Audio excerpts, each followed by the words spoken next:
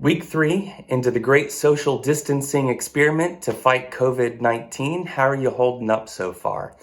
In some ways, I see some encouraging side effects of what we're going through. For one thing, I'm getting more sleep every night. I kind of like that, and I might try and keep that as a habit when this is all over and done. For another thing, our families are getting more time together. We're not on the run and go as much as usual. That's a good thing. And at least if you live in a neighborhood like ours, I see a lot of people out going for jogs and walking their dogs, and even neighbors talking to each other a lot more than they used to, but from a safe distance, of course. But I do have a concern as well. And it's not something I've heard other people bring up in this ordeal. And it's what I'm calling the isolation blues.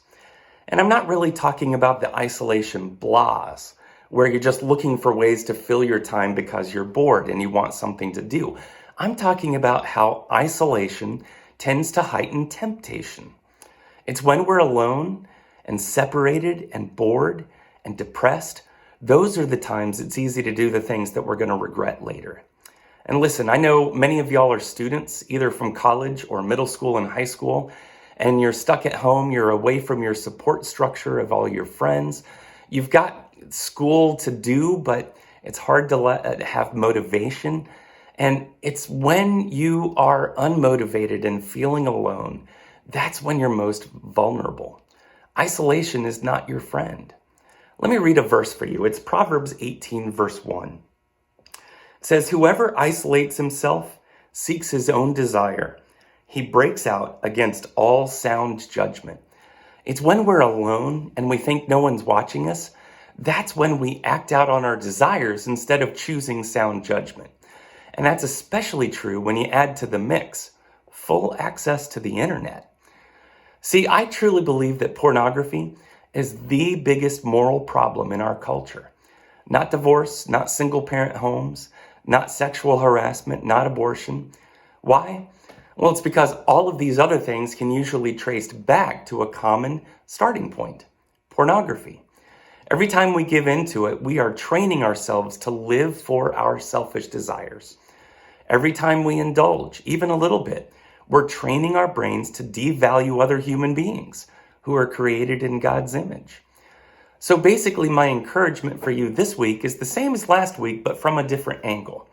Don't let separation become isolation. And the way I like to think about it sometimes is stay in the light. The New Testament especially likes to put things in terms of light and darkness.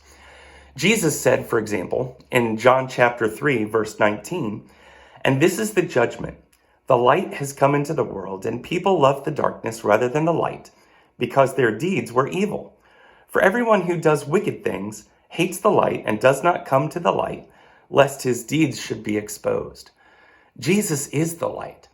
And when we do things that we know are harmful or are against God's plan and character, we feel shame. And it's shame that makes us want to hide and stay in the darkness. And then in verse 21, he says something very key. He says, "But whoever does what is true comes to the light, so that it may be clearly seen that his deeds have been carried out in God." In other words, this is a powerful thing Jesus is telling us. When we do godly and helpful things, then we don't mind being in the light. We're not afraid to be seen. When we confess our sin, shame loses its power to make us want to hide in the darkness. So don't be afraid to ask for support and encouragement if this is a temptation for you. Whatever you do, don't try to defeat temptation by yourself, on your own. Isolation just makes temptation all that much more effective.